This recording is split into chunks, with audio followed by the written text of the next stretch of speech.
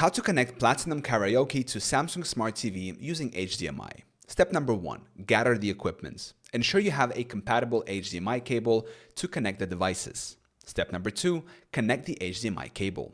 Locate the HDMI out port on your Platinum Karaoke machine and connect one end of the HDMI cable to this port. Find an available HDMI input port on your Samsung Smart TV and connect the other end of the HDMI cable. Step number 3. Power on both devices. Turn on your Samsung Smart TV and the Platinum Karaoke machine. Step number 4. Select the correct HDMI input on the TV. Using your TV remote, press the source or input button. Navigate to and select the HDMI input that corresponds to the port you used.